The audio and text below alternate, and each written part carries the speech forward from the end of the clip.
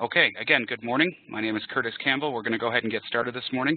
And this morning, as the agenda states, we're here to talk about the K-12 solution for powered by Hughes, but more importantly, sharing the vision that we have for enhanced student communication in the education space. So I'm joined here by Mike Tippett, who's the Vice President of Global Media Solutions Group at Hughes. Mr. Tippett assumed this position in January of 2010, and in his role, he's responsible for the development of managed services, software applications, and other solutions based on the Hughes digital media products and technologies. Previously, Mike has served as a president of Helios, which was acquired by Hughes in 2008, and became fully integrated into the Hughes family in January of 2010. As a leading provider of business-class IP video solutions, the former Helios provided solutions for training and learning, digital signage, and corporate communications to business customers around the world. And finally, and last but not least, Mike is a 25-year veteran of the high-tech industry and brings a dynamic and passionate vision of what IP solutions can provide for businesses in the 21st century. So without further ado, I will turn it over to Mike. Thank you, Curtis. I appreciate the introduction, and thank you to everyone who's joining us. Today, as Curtis said, we're going to talk about the vision of digital signage and communication in the K-12 education space. And what you'll see as we go through this is there's a lot of similarities to the communication and signage needs in corporate America, both private and in public sector communication and businesses. I'm going to focus today specifically on why, and then I'm going to talk about who and what. We're really not going to talk about a specific solution or something that you can buy today. We're going to be speaking about the background and why education institutions should be considering this type of technology in their schools and school districts. I'd like you to open your mind as you listen to what we're talking today and think about communication at the school level, at the district level, and even potentially at the state level. But then when you're in the school, think about the school not only as a single entity, but as a collection of sections within the school where you might communicate different messages depending on what part of the school it is. Possibly it is the wing where 7th graders are. Maybe it's the wing where the science classes are. But think about your school as a collection of sections that may need different messaging at different times, and then also let it roll up again to the district and the state level. So when someone says, okay, we'd like to consider this, why should we consider digital signage? There's a need for in-school communication. There's a need for flexible and even real-time communication. There's a need for a channel that can be rich media. As everyone on this call knows, we're competing for the kids' attention. We're competing with smartphones, we're competing with YouTube, we're competing with gaming consoles, we're competing with a world full of rich media, and we need to be in a channel that communicates in that same way. We want to have something that allows us to manage it centrally, but be unique to each site, location, or even down to each screen. We need to think a little bit about who our audience is. Who's the target audience for this communication? And initially, of course, we would think it's the students, and yes, they should be at the top of our list. We need to be communicating with the students to share information with them and to bring them in and engage them in the educational experience and make them feel like they're part of a broader entity, whether that's the school, their grade, their district, or what have you. But we also need to remember that there is additional audience members all across the K-12 education space, and that includes faculty, staff, administrator, and occasionally visitors. If we have a screen up that gives visitors information as they enter into our school, we're able to save confusion, we're able to streamline processes. So let's remember that we need a channel of communication that allows us to talk to different target audiences, and candidly, the message may be different from 7 a.m. to 9 a.m. than it is from 9 a.m. until the end of school. The next thing we want to talk about is who will be the stakeholders? Who will care that we have this solution? Who's going to help us support it? Who's going to help us fill it with information? And I would tell you that that can be everyone from principals, counselors, district and state administrators, and then moving inside the school, we can have guidance counselors, we can have department heads, we can have teachers, we can have student clubs, student groups, student teams, and individual students who may have a message or have something who want to communicate. So the stakeholders, the people who are going to be involved in this, stretches the entire range of the people who are involved in K-12 education. It's interesting when you talk about communication.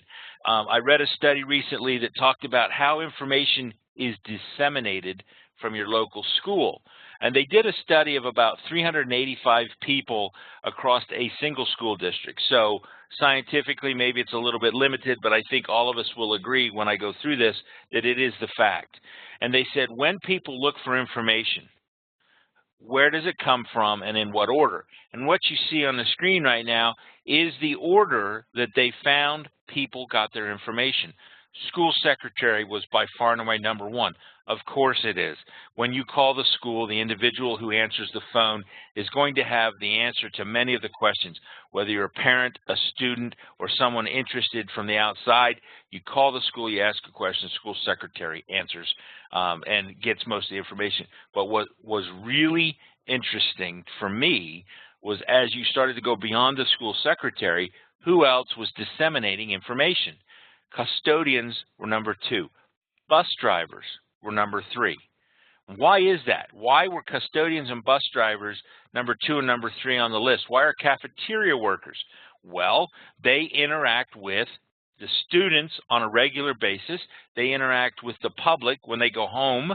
I know that my next door neighbor is a bus driver. I know that my next door neighbor is a cafeteria worker. If I'm curious about what's going on in the school or I want some information, I speak with them. Then it moves down into the non-teaching staff, teachers, and last on the list was administrators. The men and women who are making decisions and who are setting the policies and who are enforcing those and leading in our schools actually turn out to be number 7 on the list of where we go for information. Now, I don't think there's anything wrong with that. I think that's just fine. What my point is, we want to make sure that we put a consistent message in front of all of these people and in front of our students. We want them to all hear, say, and understand the same thing as much as we possibly can. I give this example all of the time. When you were a child, if you ever played the telephone game, where somebody whispered a message into their neighbor's ear, and then it went around the circle, and by the time it came back to you, whether there were 6 people or 60 people in the circle, invariably the message was different. So the same thing is true when we communicate to an audience, and the same thing is that's the reason why we need digital signage and why it is a powerful tool in communicating with our audiences.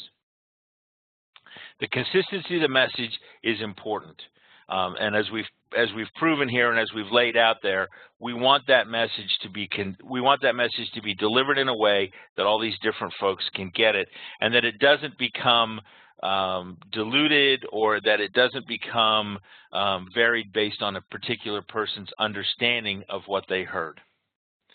Now, when we're going to do something in our school, whether that is add on a new wing, add in digital signage, purchase new equipment, we always need to come back to the how can this improve the educational experience. And if we're going to talk about how something can improve the educational experience, I think it's important to outline what we understand the K-12 mission to be. I believe that the K-12 mission consists of 4 key components. The first one is we want to prepare students for college and or trade schools. We want them to get some level of education past the 12th grade. We want to prepare them for that. And digital communications, digital signage can have an impact on that, and we'll talk about that in a minute. We want them to gain the core skills. We want reading, writing, and arithmetic. There's a lot more. There's music education. There's athletic participation. There's clubs. There's social interactions. There's a lot of things about it, but the core skills are absolutely things that we consider part of the K-12 mission. Then we want to develop self-confidence and talents. We want to pull out of our students the ability to be the best that they can. We don't want them to leave our hallways and not have the desire and not have the ability to go and do the things that they're capable of doing in life and in their careers. And lastly, if at all possible, we want to instill in these children the lifelong desire to learn. So how can digital signage in our schools help us fulfill this mission? I believe that we do that by creating engagement. Now, engagement itself is the emotional commitment that an individual has to an organization and its objectives. So, if we say that we want to build engagement between our students and the school so that they will feel the commitment to our objectives, which are preparing them for college, getting them the core skills, getting them the confidence, getting them a lifelong desire to learn, we need to pull them in and we need to communicate with them and work with them in a way that will build this engagement. Okay? Engagement's a big term today in the business world. Creating engagement with employees is critical to successful businesses, and I maintain that it is equally critical in the K-12 educational space as we develop engagement with the students. Okay? And it's more than just pride in our mascot and pride in our sports team. The ability to create student engagement requires us to do three key things. Okay? The first is communicate. We have to communicate with the students. We need to tell them what's going on. We need to show them how they can accomplish things. We need to make them aware of tools, programs, and opportunities that are available to them. Communication is critical. At the outset of this presentation, we talked about communication and how we want to have a consistent message, but now what I'm speaking to is we want to make the people inside our school walls aware of everything that is available to them. We don't want them to have an interest and not be aware that there was an opportunity for them to broaden, enhance, improve, learn about something that interests them. We want them to know what's going on. The next thing that we want to do as we build student engagement is offer a platform for recognition. Nothing will bring someone closer into an organization than being recognized for their achievements. A digital signage platform in a school is an ideal place, is an ideal platform for recognizing what's going on. Mary accomplished something. She was awarded a scholarship. She did well on a particular program, something that everyone should know and that Mary can take a little bit of pride in as she comes into school and sees her name, her picture, and her accomplishment up in front of all of her peers.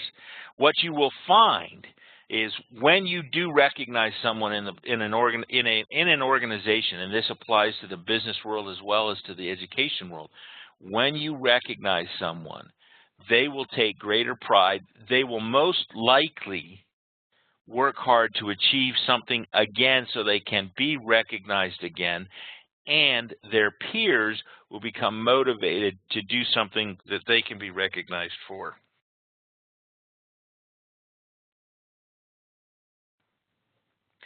So recognition is critical, and it should be something that a platform offers. Thirdly, we need to give the students some way that they can feel that they're developing. Now, obviously, the whole reason they come to school is to develop, is to learn, is to grow.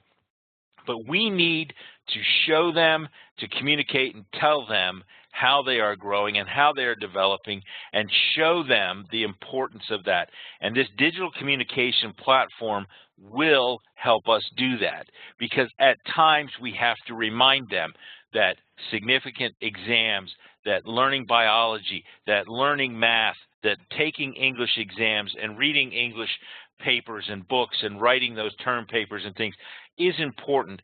And we can use a digital platform to show them how that matters.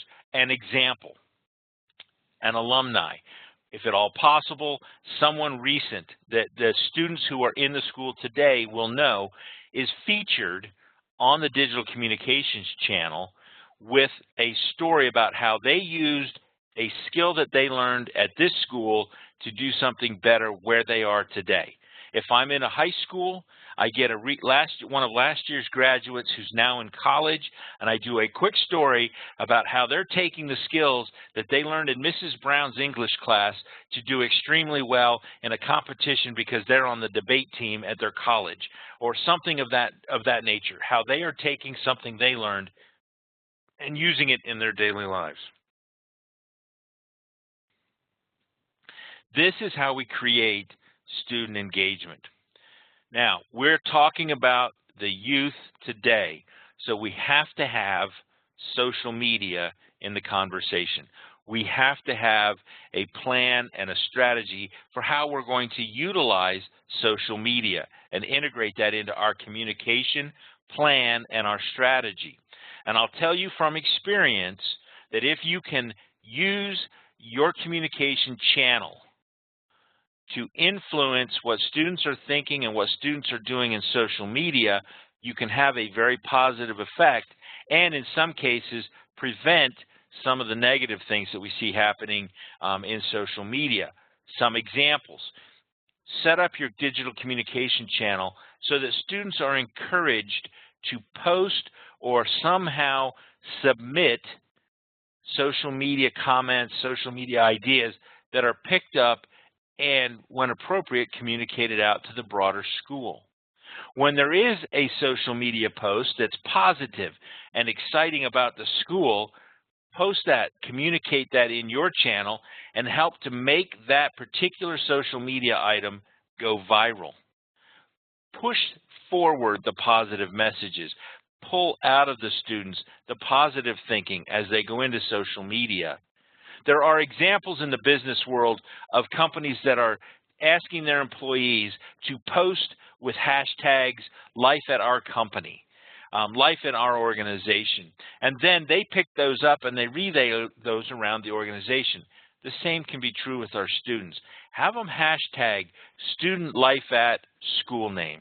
Have them hashtag it's fun to be a student, whatever you want it to be. Get them to post those ideas, and with those pictures and with those comments, you'll pull those in and you'll relay those up, and they'll see themselves, and this is a form of recognition as well. They'll see their material and they'll want to see it again, so they'll continue, and it will be a self-feeding process. I would encourage every educator to have a blog. They should have a blog where they're posting their thoughts and ideas for a number of reasons. First of all, this will make them more relevant to their students. This will give them an opportunity outside of the classroom to influence the thinking, to communicate with the students, parents, and others. And I would tell you that we can use the we can use the communication channel that we're talking about inside the school to promote the blog. Show Mr. Skinner and the chemistry lab and his most recent blog, or a 3-sentence paraphrase from his blog on the screen. Get the kids interested in looking. I didn't know Mr. Skinner had a blog.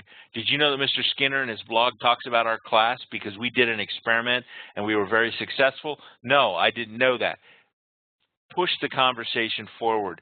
Get them looking in the places that you want them to look. This is a dynamic, rich media channel that you're going to put in front of them. Use it to promote the positive.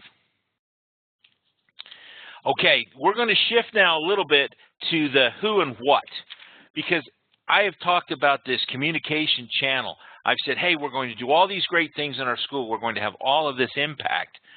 And now, who's going to do it? Who's going to take care of this? Because everyone in the school already has a full-time job. Some of them have a full-time job with a part-time job where they coach a team, or they oversee a club, or they work with the students in tutoring and mentoring. And who has extra time? Well, the great thing about these types of solutions is they can be very easy to share the workload across multiple people, and they can be quite easy to do. So let's start with who's going to feed. Who's going to provide the content in?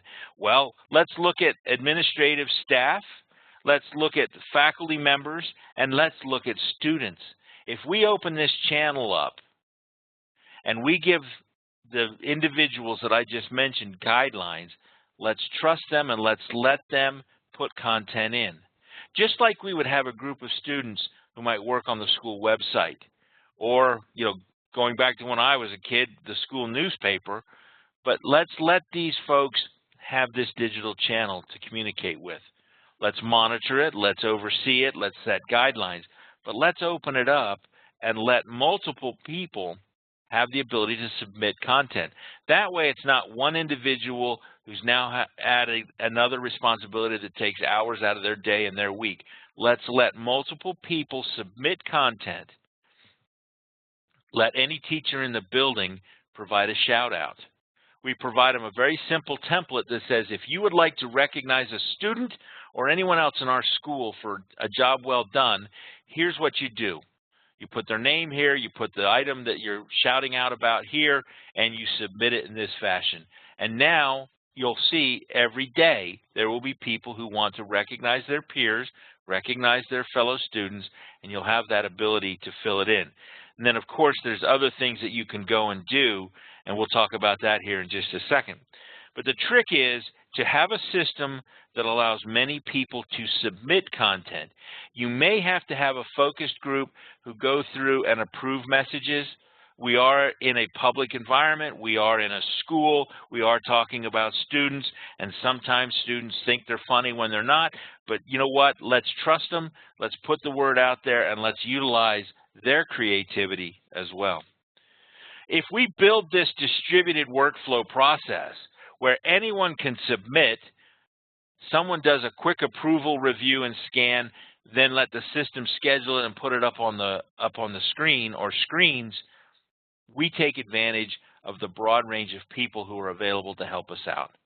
So again, as you think about this, don't focus in on, okay, we're going to have someone in the school who suddenly now needs to add 3 more hours of work to their work week, or 10 hours to control content, to create content, and so forth. Let's look at a broad base of submitters, a medium-sized group of approvers, and then let the system take care of getting the content where it needs to be, when it needs to be there. What can we feed into this system? We've talked about a number of things. We've talked about recognition. We've talked about messages and communication. But what else can we put in there? The world is full of options for you. As digital signage and communication through digital signage continues to grow and expand, the services and abilities and content to put in there also continue to grow. Trivia questions, SMS answers and ideas, communication. There are public service announcement messages that are available at no charge.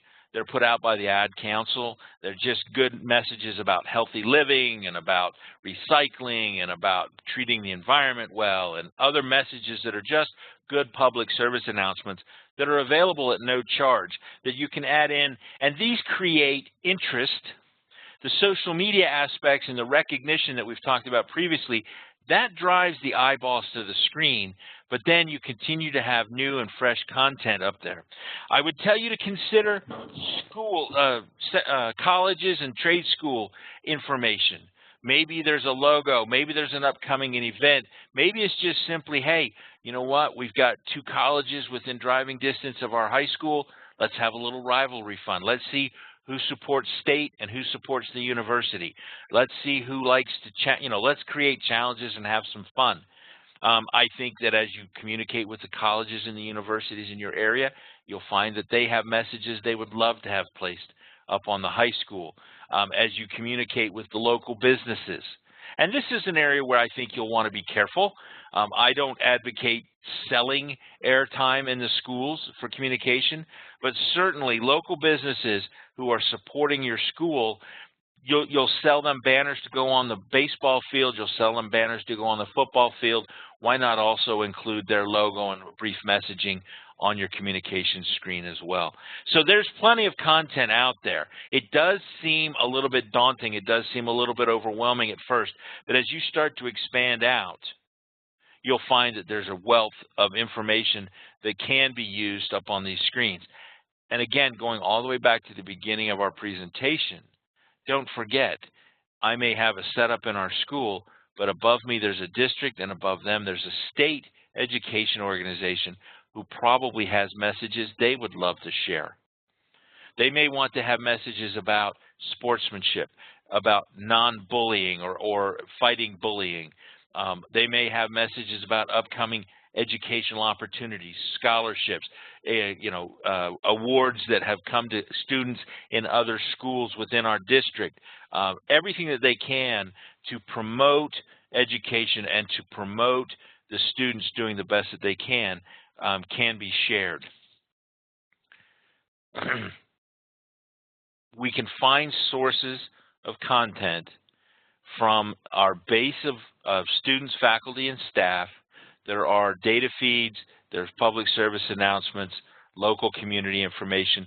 All of these are available to us to take advantage of. And as you think about this and as you look across options to use to do this communication, make that one of the questions that you ask. How can I integrate these types of content sources? How can I manage content so that I can have submitters from across my school base, but then have the ability to approve and schedule and do some things? Okay, just like in the real estate business, when you start talking about screens, it's all about location. Where am I going to put these? I gave this quite a bit of thought. I've looked at a lot of places where I've seen digital communication happening both in the commercial world as well as in the public education space. And what you see on the screen right now is my opinion and my recommendation. And here it is. If you can afford one screen, and if you can only afford one screen, I think that's fantastic. Get it up and get it running. But it should go in the main lobby, the main entrance. If you have the budget and the opportunity to have additional screens, then I recommend that you put screens at any student and faculty entrance. So anywhere that people are coming in the mornings or leaving in the afternoons, you have a communication channel. And then as your budget allows you to add screens, I recommend that you go to the cafeteria next, that you go to the faculty lounge, somewhere in or around the administrative offices, then library and labs. So if you have places, a computer lab or learning labs or somewhere like the library where students go to use a resource or a tool, I suggest you go there. Then I suggest that you start looking at locker rooms, weight rooms, places where students will go and congregate after school, during school for a particular activity. And then for those schools who have the ability to get screens into the classroom, and there's a variety of ways that you can do this, the classroom would be the ultimate. It would be, in my opinion, it's going to be the most expensive because that's the highest quantity, but you should look at that as a goal long term. And there's a wide range of technical ways that you can accomplish that, and I'm not going to go into those today. But I would recommend, as you think about locations, start with the main entrance, then go to the secondary entrances, cafeteria, faculty lounges, administrative offices, library and labs, locker and weight rooms, and other places where the students might gather for after-school activities, and then into the classroom as your budget and your technology access allows you to do. One thing that's important and that's a benefit of having this type of a communication channel in place is emergency notifications. You can, of course, if there is a situation, you can put messaging on the screen that tells the audience, tells the people that can see those screens, what they should be doing, okay?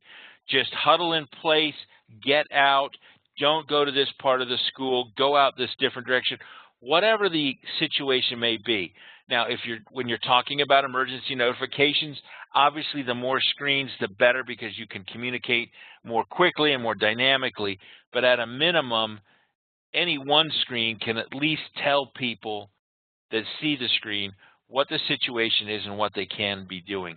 And this is not necessarily always because there's an event in our school. There may be an event happening that we want our students to be aware of, and possibly simply to calm them down. Maybe there's something going on at another school or in our community. And of course, if today's social media and smartphones and access to information, the students will be aware of this or will have heard about this. We have a digital channel that allows us to communicate with them and tell them what we want them to understand. Yes, there is something going on. Yes, there is a big fire in the town, but guess what? The police chief, the fire chief, they're there. This is what we're hearing. Things are good. Things are under control. These are the messages that we want to have. So again, emergency notification is not necessarily always about something within our school, but it is certainly a benefit to have when we do have an emergency within our school. So let me summarize what we've covered over here. I believe that a digital channel, a digital communication channel, will allow you to communicate with the school audience. And again, as we said at the outset, that not only is the student population, but it's faculty, staff, visitors, administrators, people who come to our school. We can communicate with them. And then we can create engagement. We can create engagement with our students, with our faculty. We can get them bought into the objectives of our school, of our mission. And once they're engaged, they're going to do better. And if we take that communication and that engagement, we will have safe and successful schools. And that's why I believe digital channels and digital communication within our schools are critical. I'd love to continue the conversation with you. And here's my contact information. I'm available on Twitter, I'm available on LinkedIn, and I would love to continue this conversation, to hear people challenge some of my thinking, to give me ideas and examples of things they have seen, and continue discussing how digital communication can forward the overall mission of K-12 education. Thank you. Curtis, do we have any questions or anything that we'd like to touch on before we wrap up? Yeah, we're right at the end of the window we've set aside for this webinar. But we do have a couple of questions that came through the chat, so if you don't mind, I'll just throw those up, and you can do your best to answer them. One question we have is, for a school that should move forward on a solution like this, what would a typical configuration look like? Oh, excellent question. Excellent question. Without deep diving into the technology, you're going to be looking at three components. You're going to be looking at the display, the television, the monitor. You're going to be looking at some type of a player, and you're going to be looking at a content management solution. My recommendation is you look for something that has the content management in the cloud, okay, so that it doesn't require any equipment or any installation in your network. Then the player and the screen are all about what you want to accomplish. If you want to play very simple full screen videos, the player that you need will probably be fairly inexpensive. If you want to have a screen that has video on one side, images on another side, weather tickers and RSS feeds and different things, you'll need a player that's a little bit more robust. And then screen size is screen size. You know, again, here, the end of February in 2016, your typical screen size to dollar ratio, the sweet spot is in the high 40s right now. 46, 47, 48-inch screens are in a pretty good sweet spot. But again, if you have a main lobby, it's going to be your only screen, and it just has to be bigger. Then you can start looking at your 65 and even 80-inch screens. But those are kind of the three main components I'd say you need to look at. Perfect. Thank you for that. Excuse me. And then another question that came across is, can you provide an example or any examples of a school that is school or institution that may be running a solution similar to this? Absolutely. Absolutely. There is one that has been that I have been involved with for a long time, and it's the Tonopah School District in Oklahoma. Tahlequah School District is actually part of the Cherokee Nation down there. And several years ago, they began a program where they wanted to be able to communicate across their school district to several schools. And they went so far as to put screens in their classrooms as well. So they were able to put messaging out there. And what they found was they saw the students become more involved in activities because they were able to make them aware of certain things and communicate about certain things. But the Cherokee had a very well-organized and well-thought-out communication plan across the nation itself, and this was a subcomponent of that. Additionally, we've worked with a couple of organizations that actually went into the business of putting screens on campuses to help the educational organizations communicate out with their faculty and student base. And what they were able to do is they were able to kind of prime the pump, and they put a little bit of content out there. And then what they found is they had departments within the schools and within the district coming to them saying, we'd like to put information up on the screen, and it really started to fill itself up quite well. Perfect. Well, that's we're fresh out of time. So, Mike, we certainly appreciate your insight, your expertise, and the time you've given us this morning. So we will go ahead and close out the session and welcome you again, as Mike said, to continue the conversation with him on Twitter at Hughes Media VP, and on LinkedIn. You can find him very easily. And we'll go ahead and close out this session. Again, as a reminder, this recording will be sent out or made available shortly following this broadcast. Thank you again for all your time, and we look forward to hearing from you in the near future. Thank you.